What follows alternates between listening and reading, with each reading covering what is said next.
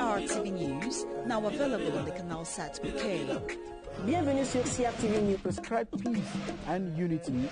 Bienvenue à cette nouvelle édition de Toilette sur CRTV News. Aber onto other news to take you to Mali, wherein Bile, Drame.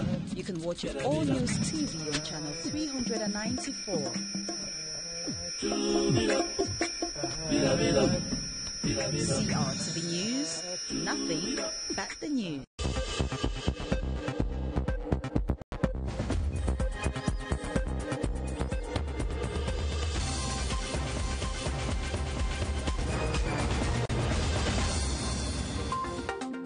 Small and medium-sized enterprises in Cameroon on a steady climb ever since the birth of an SMEs ministry in the country and the subsequent creation of sector-boosting structures like the Agency for the Promotion of SMEs, whose Deputy Director General Ewusi Mbongo Eric is guest on the 7:30 News.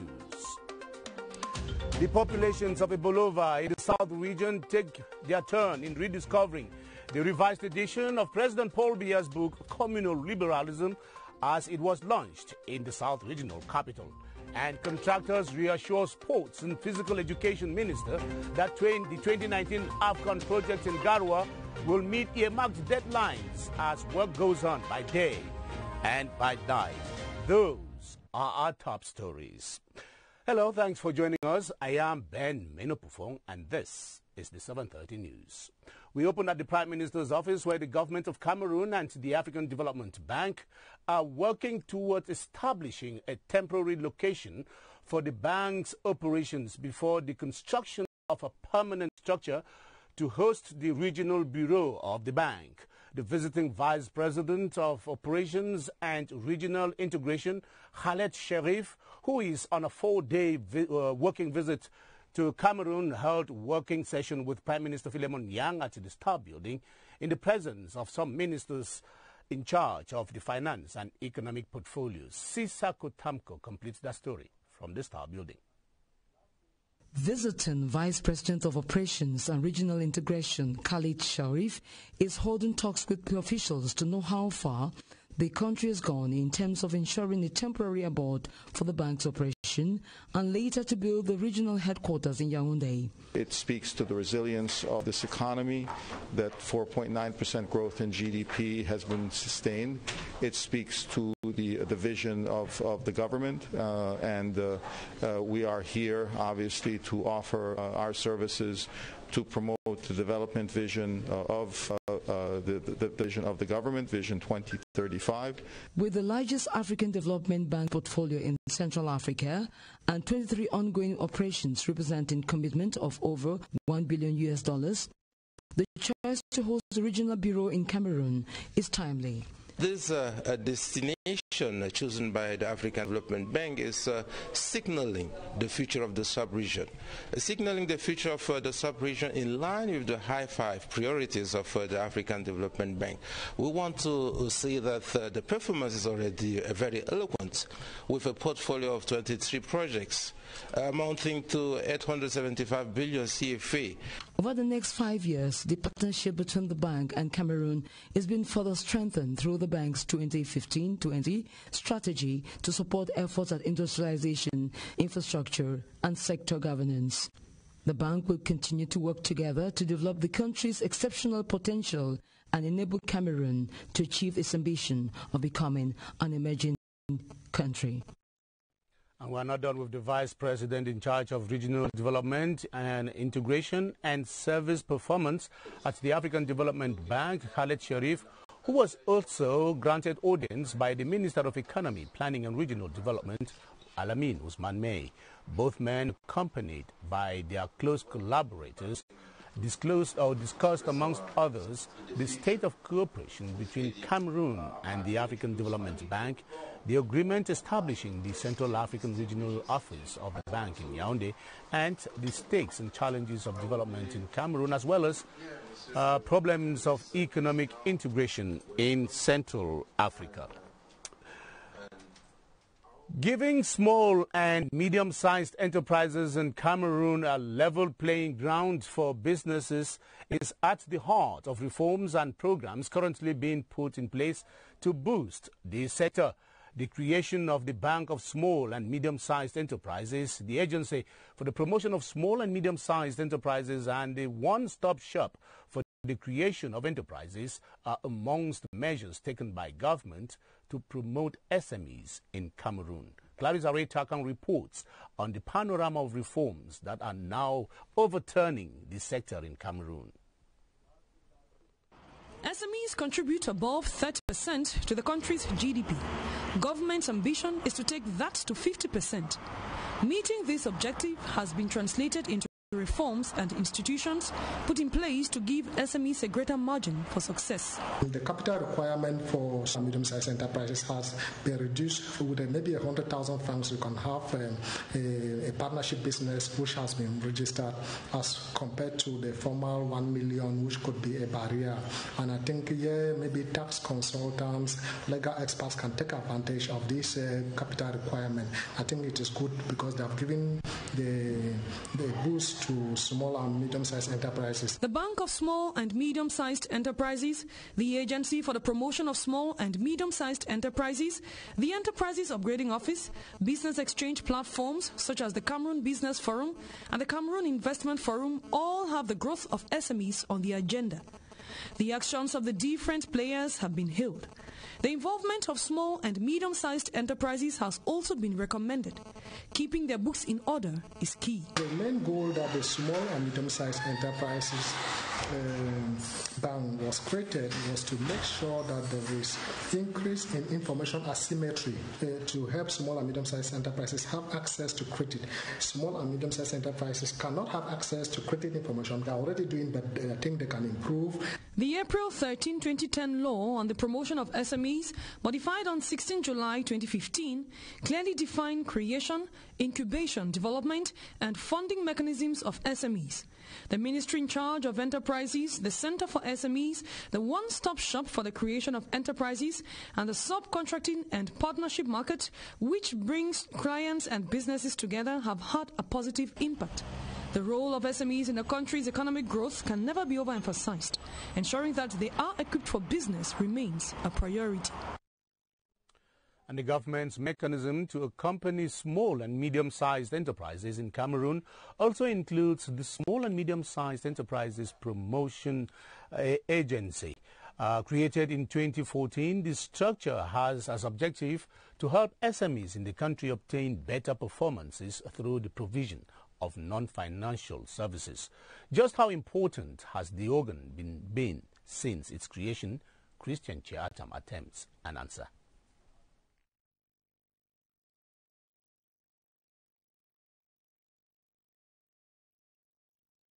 Management for improved performance. The organ offers non-financial services to SMEs such as evaluation, restructuring, and boosting the entrepreneurial spirit of workers. We have evaluated over 200 enterprises since we started. We have also restructured over 100 small and medium-sized enterprises and helped 20 small and medium-sized enterprises to improve their packaging and traceability. The Small and Medium-Sized Enterprises Promotion Agency has also been present in the domain of training, improving the quality and productivity of SMEs through the Japanese 5S method, modernizing the management of SMEs through the use of modern communication and information technologies, and signing conventions to boost performance. We have signed conventions with 26 enterprises which shall invest about 39.8 billion francs CFA and create employment for over 4,000 Cameroonians. The Small and Medium-Sized Enterprises Promotion Agency falls in line with government's vision of attaining the status of an industrial nation. The Marwa Regional Handicraft Center in the Far North region and Cameroon has since its inauguration in 2015 been attracting the population who go there to buy artifacts and also processed food items. As a result, the craftsmen, amongst others, are grateful for the initiative which has granted them more exposure, especially to the business world. Teke Julius explains how. Located at Palai, the gateway into the city of Marwa, the Marwa Regional Handicraft Village, inaugurated on the 16th of December 2015, is a suitable site for the exhibition and commercialization of a wide range of handicraft products produced by craftspeople in the Far North region. Here we have slippers for women, we have decorative flags for flowers, we have here handbags. In the handicraft village of Marwa, we have many products at the cheap price. More than 1,600 visitors were recorded in this village in the first half of 2018. They come even for processed food items sold in the village. The prices are really affordable. I am very happy because there are so many products. The village also offers training in diverse fields. I thank President Paul Biya for giving us this village. I do more work here than at home. I like to thank President Paul Biya for this village. He should remain there forever. The village is, however, begging for enough state-of-the-art equipment, trainers and energy to render it more functional.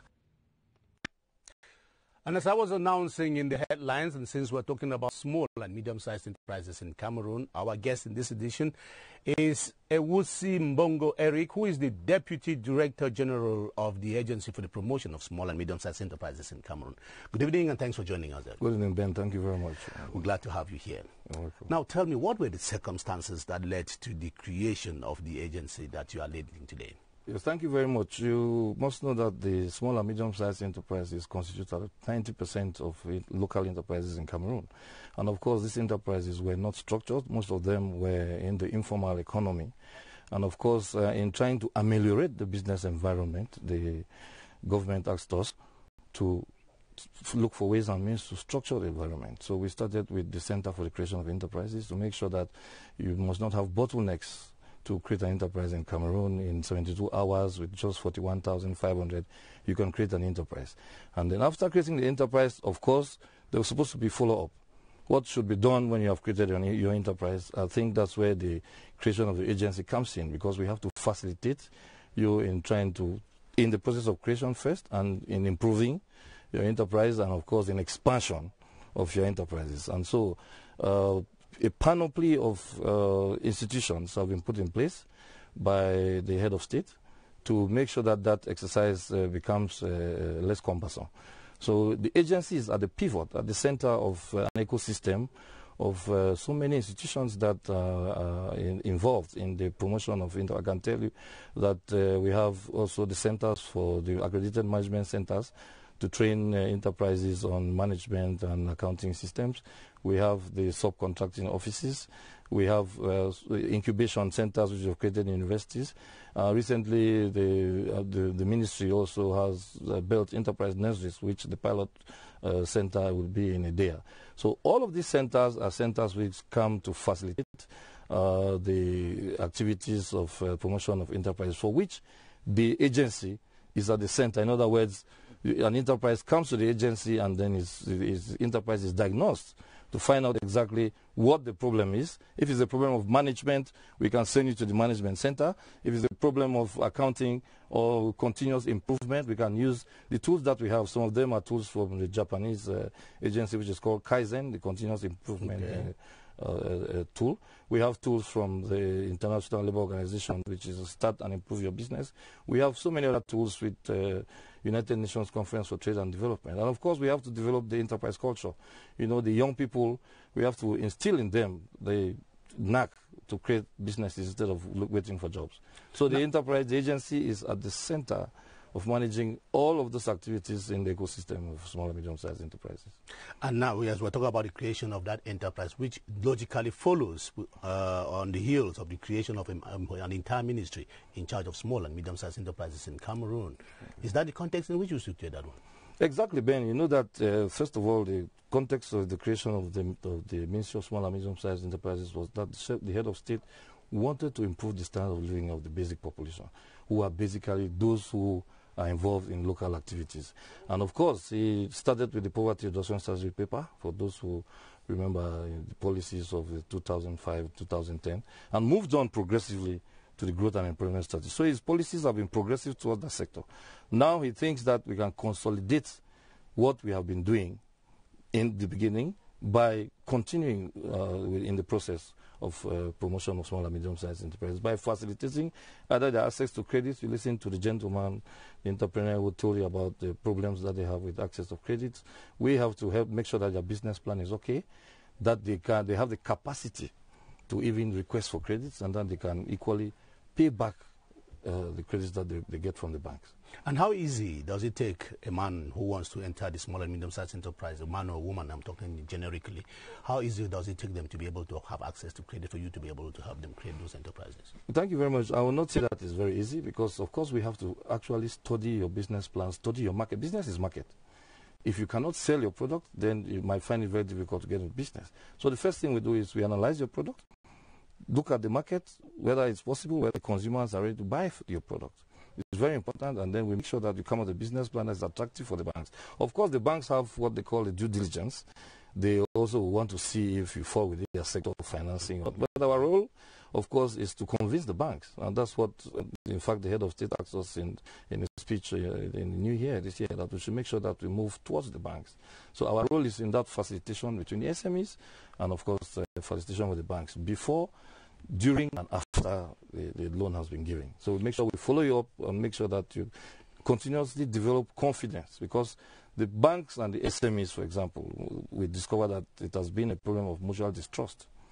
You know, the banks don't understand very well that sector, because the sector was not very well structured. Now, the ministry has structured that sector with a good law, a new law, a transparent law that tells you what a small and medium-sized enterprises, what it should do, what accounting system it should have, what management style it can use, what business model it can create, so that it can give much visibility to banks in Cameroon and can help them to create. And of course, there are other financial mechanisms which we can indulge in. Business angels, microfinances are there, which are not basically classic banks. So now, all of that is in the ecosystem of small and medium-sized enterprises. Mr. Simbo, your agency is there now. Yeah. What has been the response from the Cameroonian public this far? Yes, thank you very much. I can tell you that we already have a panoply of programs which we have put in place. In terms of developing the enterprise culture, we worked with a number of schools, vocational training centers, for which we have trained young people to develop the knack of thinking of creating a business, to have the critical mind to be able to create a business. That's the first thing. The second thing is that we've trained over 700 to 800 companies with the Kaizen program. I told you about the Japanese program, which has to do with continuous improvement, develop a value mainstream. Because most of the time, you have a management that's cumbersome, you are not focused on delivering the goods. In an enterprise, it's different. It will give you too many costs, and it becomes very, very complicated for you. So we make sure that you're focused on production, and it's called a value mainstream or in continuous improvement. And of course, we have a diagnosis that is taken out for those who are doing production. At times, they might be using the wrong equipment. They might not know that new equipments are available which can make their product much more visible and make their enterprises more a good brand. So we come in the process of business process engineering to help you make sure that your enterprise is modern. And of course, we have trained so many SMEs in ICTs, because they have to be modern. You can't have an enterprise these days where you can use your phone to find out. You don't have a blog or a website that's telling you about the person, telling you about his product. Those are simple things which go a long way to modernize the enterprise, which most of the entrepreneurs don't know. You know, that change at times is very difficult, especially when they're in their comfort zone. Yeah. Your agency is existing here in Yaoundé. How does the man in the back country benefit from it? Yes, thank you very much. You know that the agency started operating just about 3 years ago, but we have plans. The minister has already given us instructions to make sure that we present the study to him to see how far we can extend it to other regions in Cameroon. But that notwithstanding, the programs that have been put in place were all tested, because, like I told you, these are innovative tools. We cannot just move without testing them, evaluating them, see if what we are doing is actually giving an impact. So what we have done is we did some pilot programs, and then now we are trying to see those that really touch the SMEs to carry them forward to other regions in the country. And how does your agency fit in the now free market zone in Africa? Does the Agency for the Promotion of small and medium-sized enterprises? How will it benefit from the African free markets? You know that our enterprises are not only now the policies is you think locally and act globally. You get it. So an enterprise which is you act in a local community can sell its products directly in the international market. That's why we told you about modernizing it, making a product attractive, doing branding, so that if somebody is somewhere just by using his telephone, he can make sure that he buys your product wherever you are. And I think that some SMEs are already selling internationally. We have a program in the ministry to help on that. Those who want to invest, who mostly want to expand and modernize their enterprises in terms of technology and others. We have a lot of incentives that we give. You heard the Director General there talking about 26 enterprises benefited already from tax exonerations of different kinds, for which of course we have to study your documents, make sure that it falls in line with the policies that the government have put in place for that. Ewusimbongo Eric, frankly tell me, do you think the creation of the Agency for the Promotion of Small and Medium-Sized Agency was a worthwhile initiative? I can tell you that there is no way we can even promote the local economy without the Agency for Small and Medium-Sized Enterprises. It's not only Cameroon that exists. It exists all over Africa and Europe. In fact, Africa has been late in creating these agencies, and even the ministry itself. You should know that in every country in Africa, SMEs are predominant. So there's no way, and they have a culture that needs to be accompanied. It needs to help them, to facilitate them. Of course, you know, these people are day-to-day people. They have their style of doing things, but to benefit from actions put by the state, we must follow the procedures. So we are helping them to make sure that it's very important. If not, I think that the objective of the head of state to upgrade the living standards of the local population will not be met. So the agency is very, very important. Mr. Ewusimbongo Eric, the Deputy Director General of the Agency for the Promotion of Small and Medium-Sized Enterprises in Cameroon. It was a pleasure having you on the news. Thank you very much, Ben. Stay with us. We continue with the news now. Now take you to the discovery of a 32-year-old Ewambi Alain Paul. He is a Kribi-based young senior agricultural technician who is today making a living from agriculture. He graduated from the Regional College of Agriculture in Bambili in the Northwest region in 2012 and has since been managing a farm in the Kribi area. Yoti Kalelisonge met him in one of his farms, with whom he now tells us the story of his life.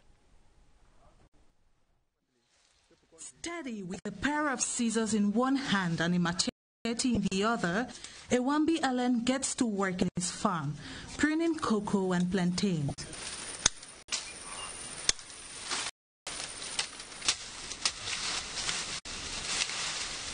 This senior agricultural technician from Mungu in the littoral region of Cameroon got interested in farming at the age of 12. I'm doing farming since 12 years old when I was with my mother. After that, I went to agri school. I graduated in 2012, so I continue in agriculture till today.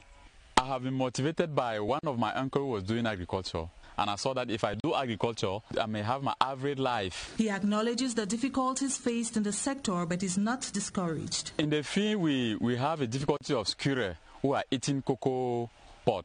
And when they eat it like that, they cannot produce. My goal is to have my own farm because I encourage the way government encourage youth to make cocoa cultivation. Alain suggests that if other Cameroonian youth dare to invest in agriculture, the country will be enriched. Agriculture is a good sector, and we have advantage that government is encouraging us. I prefer to encourage them, to ask them to come in agriculture so that we should feed the world.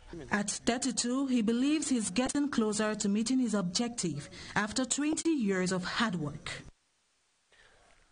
On to something else now. The revised version of the book, Communal Liberalism, authored by President Paul Biya, has been launched in the south region of the country. The launch took place in the regional capital, EBOLEWA, in a ceremony chaired by Professor Narcis Moelle-Kombi, Minister of Arts and Culture.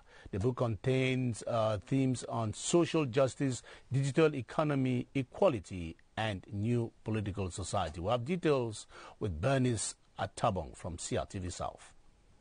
Humanistic and modern are the words used by speakers speakers at the book presentation in EBOLEWA to describe the revised version of the book Communal Liberalism.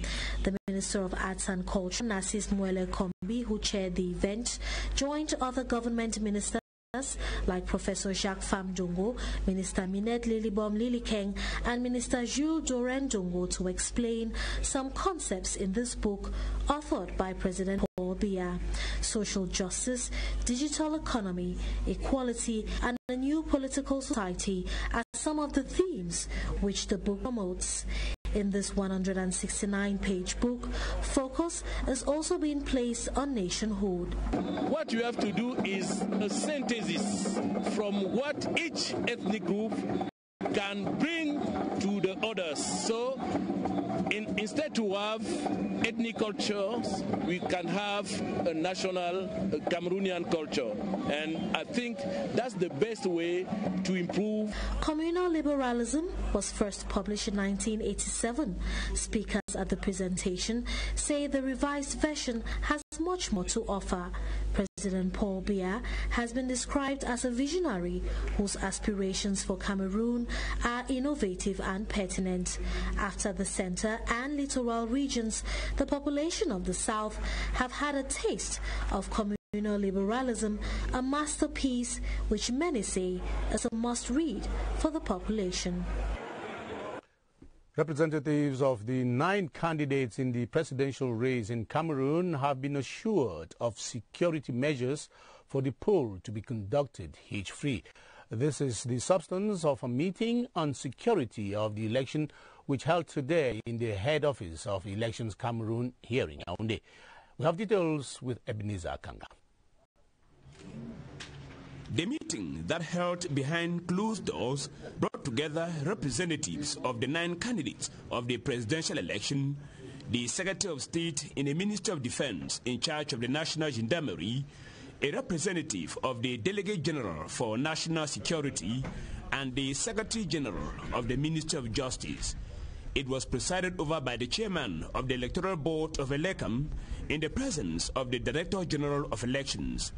Discussions at the meeting focused on security of the election. Though the situation is very preoccupying in the northwest and southwest regions, representatives of the presidential candidates left the meeting more or less hopeful about security of the election. All the representatives of the candidates expressed satisfaction with the initiative, which is in line with efforts being made by ELECAM to assure the candidates of a credible poll.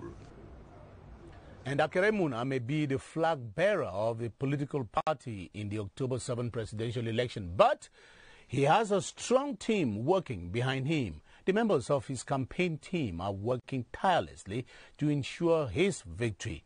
Ebenezer Akanga now reports on what he calls the veritable machine that is pushing the Acrimony candidacy forward.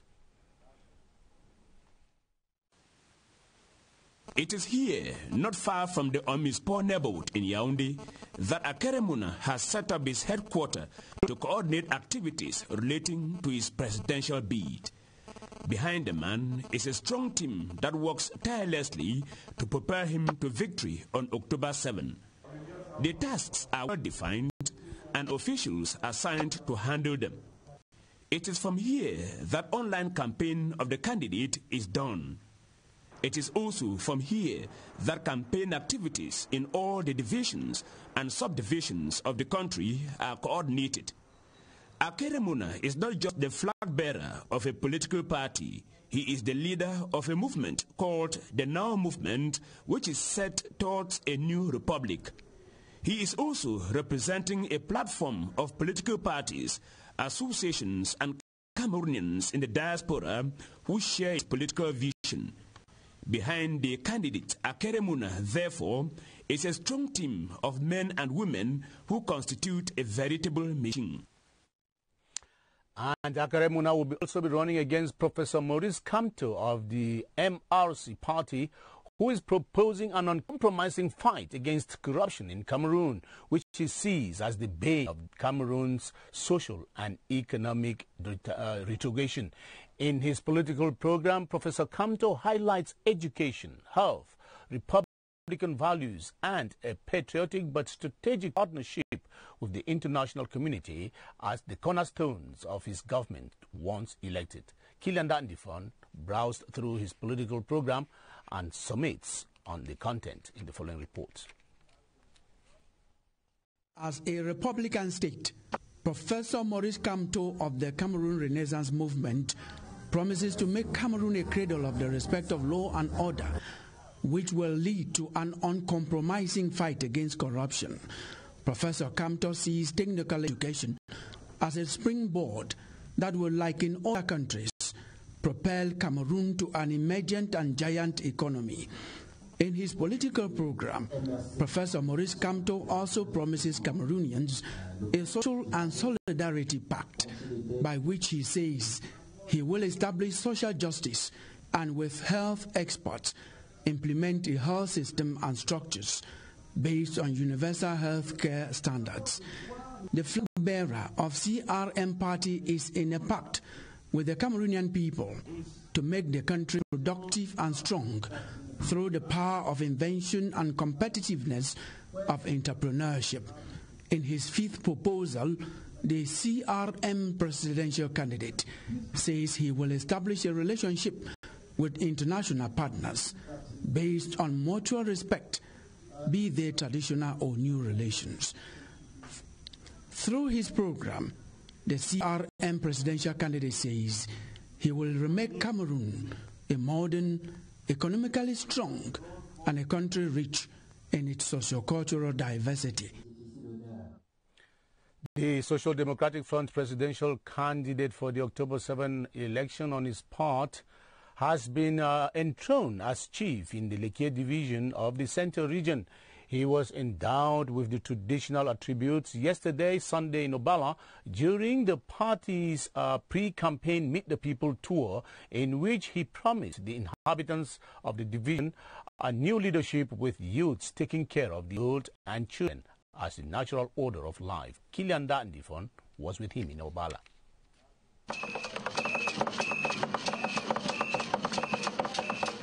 Dance groups and fan clubs animated the Obala ceremonial ground as they waited for the SDF presidential candidate Joshua Osei, his first official visit to the Lekki division in the Central region. At his arrival, he was honored by a symbolic attribution of the title of the Lekki traditional ruler. On the 7th of October, the youth is aware today that we have an appointment with our own destiny. We have an appointment with history. And I think what they're telling the rest of Cameroonians is that we are 1 week away from the start of the campaign, but the message is clear. The youth will win, and they have a candidate, and that candidate is in front of you today. The SDF presidential candidate also told the Lekki people that health care will be free of charge, with employment for all magistrates in Cameroon without Inam, and that Obala should prepare to host the capital of the Central region if he became president. In different speeches, local officials cited acute social problems in the domains of health, road infrastructure, rising security concerns, unemployment, which the area trusts only in the SDF, he said, to turn the sad page over. And on a rather sad page now, the death has been announced of Professor Joel Mullen, former Secretary General at the Prime Minister's Office, Chancellor of the University of Yaoundé, and one-time Inspector General of Academic Affairs in the Ministry of Higher Education. Before his demise this Monday afternoon, Professor Joel Mullen was president of the National Commission on Private Higher Education, the renowned mathematician, and died at the age of 82 and leaves behind a widow and 5 children. And of course, we'll be coming back with details in our subsequent newscasts. Now let's go over to the North region, where the Minister of Sports and Physical Education, Bidung Pat, has expressed satisfaction with the level of work done so far in the various sports and hotel infrastructure in Garoua prior to the 2019 African Cup of Nations.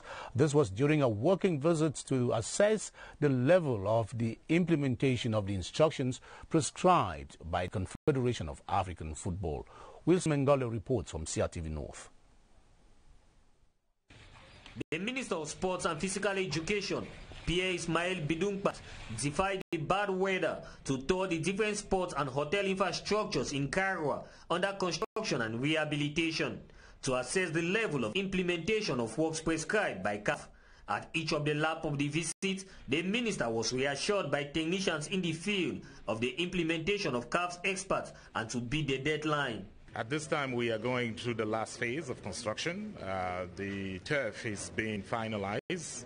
The roof is being worked on. So we think that in a few days, we will have everything that's needed to deliver those stadiums. We've gone quite a long way.